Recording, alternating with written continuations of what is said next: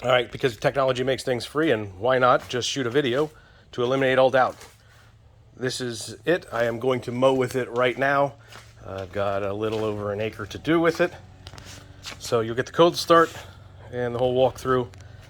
Thing I was talking about with the seat that I forgot to mention in the ad, the foam comes right off. I had to trailer this thing a couple times between my old property and my new one, and it blew off once, so I never addressed it because honestly it's expensive and kind of a pain in the butt. There's a crack in the hood right there. These are notorious for having cracks in the hood. My late father, who passed away recently, did fiberglass it and repair it on the inside. And we put new decals on it to keep it looking good, but it's a delicate hood and they're known for it. This is always kept clean. Take this off, there's a screen underneath it. The radiator's underneath there. And that's its cooling. Deck's in good shape, there's no holes.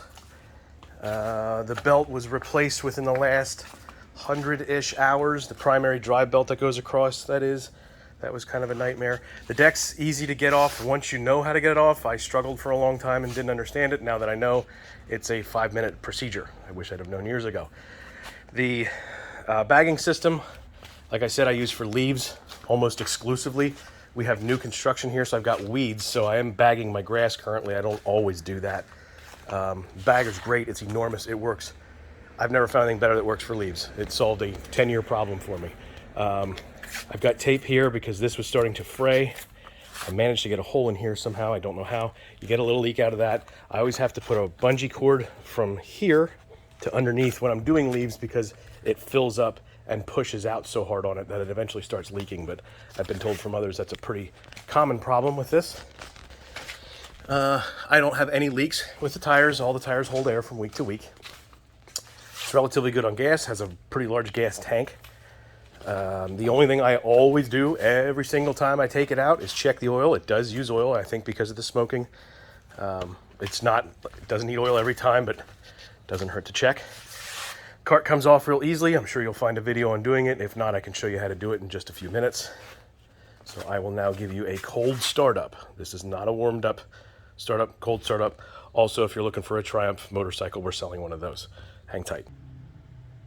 All right, so this is the cold startup. I set the throttle about halfway up. You always have to choke it, whether it's 10 degrees outside or 90 degrees like today. Full choke. Pretty heavy. Startup. Goes away.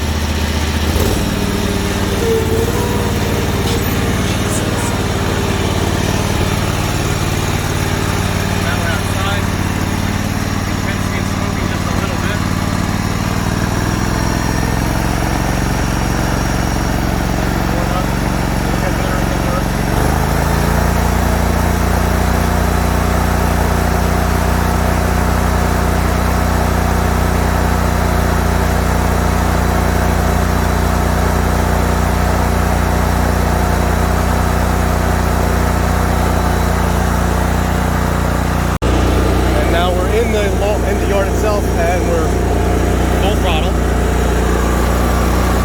Exhaust coming out the right side. As you can see, it's not blowing smoke anymore. So it's a cold start smoker, and if I sat here for several minutes and let it idle, it will start to smoke, and once I gun it, it will probably smoke again. So that's exactly what you're looking at. Thought this might be helpful.